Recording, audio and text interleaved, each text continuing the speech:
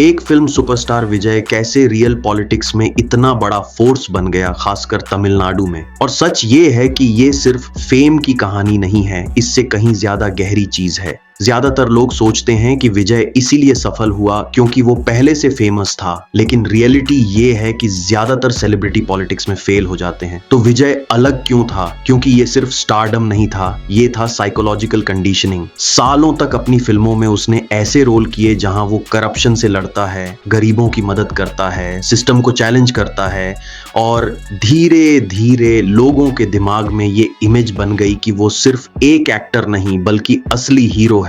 इसे कहते हैं आइडेंटिटी ट्रांसफर, जहां लोग कैरेक्टर और एक्टर में फर्क करना बंद कर देते हैं। इसलिए जब उसने पॉलिटिक्स में एंट्री ली, लोगों ने उसे नए नेता की तरह जज नहीं किया बल्कि पहले से भरोसेमंद इंसान की तरह देखा। लेकिन असली गेम यहां शुरू होता है, क्योंकि सिर्फ इमेज से इलेक्शन नहीं जीते जाते, सिस्टम चाहिए। और विजय के पास पहले से एक रेडी सिस्टम था। उसके फैन क्लब्स, ये सिर्फ फैन नहीं थे, ये इमोशनली कनेक्टेड लॉयल कम्युनिटीज थी जो पूरे स्टेट में फैली हुई थी। यानी एक तरह से पहले से बना हुआ ग्रास रूट पॉलिटिकल नेटवर्क। इसका मतलब ये हुआ कि जब इलेक्शन आया, उसे लोगों को मनाने में सालों नहीं लगाने पड़े। उसने बस अपने सिस्टम को एक्टिवेट किया। फैंस बने वॉलंटियर्स, वॉलंटियर्स बने कैंपेनर्स, और कैंपेनर्स ने वोट्स को मल्टीप्लाई किया। इसलिए उसकी जीत अचानक लगती है, लेकिन असल में ये सालों की तैयारी थी। और ये मॉडल खास तौर पर तमिलनाडु में काम करता है, क्योंकि वहां सिनेमा सिर्फ एंटरटेनमेंट नहीं है, वो लोगों की सोच और इमोशंस को शेप करता है।